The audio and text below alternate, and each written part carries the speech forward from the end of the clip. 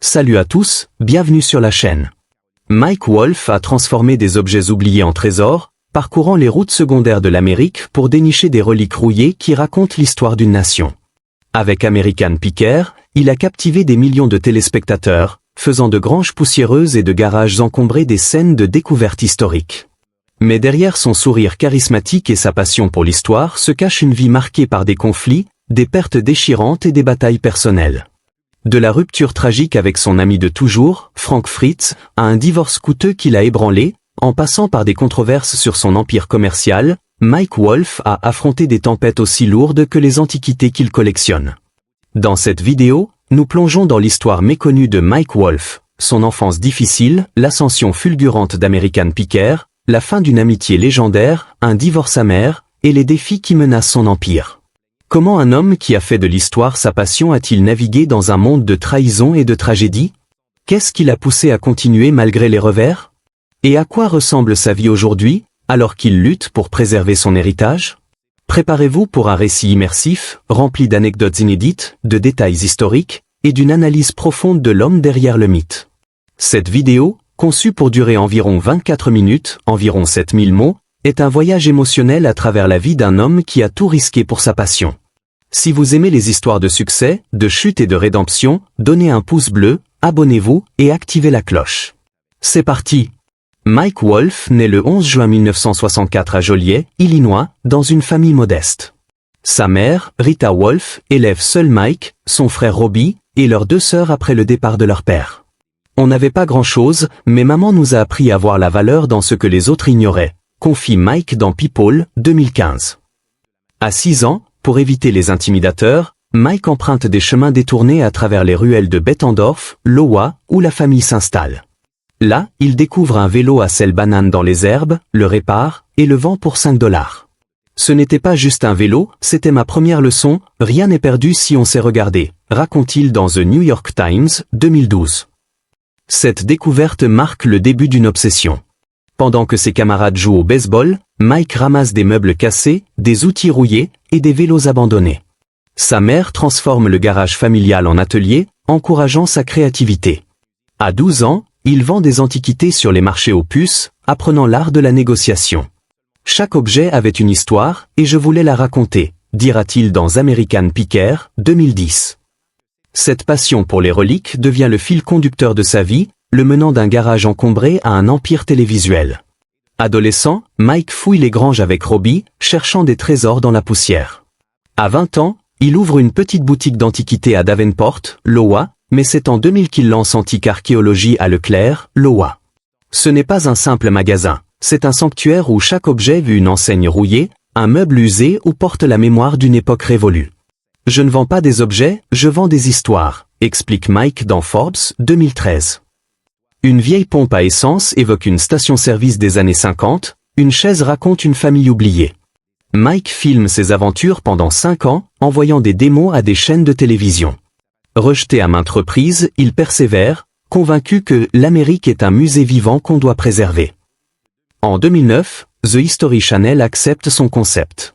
Le 18 janvier 2010, American Picker débute, attirant 3,1 millions de téléspectateurs, un record pour la chaîne depuis Ice Road Trucker. En quelques semaines, l'audience grimpe à 4 millions. Le format est simple mais puissant. Mike et Frank Fritz, son ami d'enfance, parcourent l'Amérique dans un van, négociant des reliques avec l'aide de Daniel Colby, qui gère les pistes depuis le bureau. Chaque épisode est une chasse au trésor, mêlant humour, histoire et émotion. American Picker devient un phénomène culturel. L'épisode Laurel and Hardy, septembre 2010, atteint 5,3 millions de téléspectateurs, faisant de l'émission la série non-fiction numéro 1 de l'année. Mike et Frank, amis depuis le collège, forment un duo complémentaire. Mike, passionné par les motos et les enseignes industrielles, est déterminé. Frank, avec son amour pour les jouets et les bidons d'huile, apporte une touche décontractée. Frank savait parler aux gens, il les mettait à l'aise, confie Mike à Entertainment Weekly, 2015. Leur van ou d'abord un Mercedes-Benz Sprinter, puis un Ford Transit devient un symbole, sillonnant les routes de l'Amérique rurale. En 2011, Mike ouvre un second magasin Antique Archéologie à Nashville, dans une usine Marathon de 1914, transformant l'endroit en destination touristique. Il lance Toulane, une ligne de vêtements inspirée de l'Americana, et Kid Picker, un livre pour initier les enfants à l'histoire. Sa fortune, estimée à 7 millions de dollars en 2015, reflète le succès de l'émission. Mais les critiques émergent. L'épisode Shelby in the Barn, 2016, avec une Shelby Mustang GT5 Sense de 1967, est accusé de mise en scène. Les prix d'antique archéologie, enseigne à 9 cents dollars, chaussettes à 18 dollars, alimentent les soupçons de profit au détriment de la passion. Ce n'est pas du profit, c'est de la préservation, rétorque Mike dans Variety, 2017. L'amitié entre Mike et Frank Fritz, forgée dans l'Iowa sans la présence de leur père, est au cœur d'American Picker. Mais en 2020, des fissures apparaissent. Frank, atteint de la maladie de Crohn et dépendant des analgésiques après une opération du dos, disparaît des épisodes. En juillet 2021, Mike annonce sur Instagram « Frank nous manquera ». Mais Frank riposte dans The Sun, l'émission est 100% centrée sur Mike. Nous ne nous parlons plus depuis 2 ans. Il accuse Mike d'égoïsme et la chaîne de l'avoir licencié, pas d'être parti volontairement. La fracture devient publique, divisant les fans. Des pétitions pour le retour de Frank circulent, mais la chaîne remplace Frank par Robbie Wolf et Daniel Colby. En juillet 2022, Frank subit un AVC dévastateur, le laissant partiellement paralysé. Mike et Frank se réconcilient en privé en mai 2023, mais la tragédie frappe. Frank meurt le 30 septembre 2024 à 60 ans. Mike, à ses côtés, écrit un hommage émouvant. Frank était un rêveur, sensible et drôle. Il a façonné ma vie. La perte marque un tournant, privant l'émission de son alchimie originelle. En 2012, Mike épouse Jodie Faet, avec qui il a une fille, Charlie, née 2012. Leur mariage résiste au diagnostic de lymphome non-hodgkinien de Jodie en 2013, mais les tensions s'accumulent. En juin 2020, ils se séparent, le divorce est finalisé en décembre 2021. Jodie reçoit 5,8 millions de dollars, des propriétés au Tennessee et en Caroline du Nord, des royalties d'American Picker, et 2100 dollars mois de pension alimentaire. Mike conserve une garde partagée de Charlie.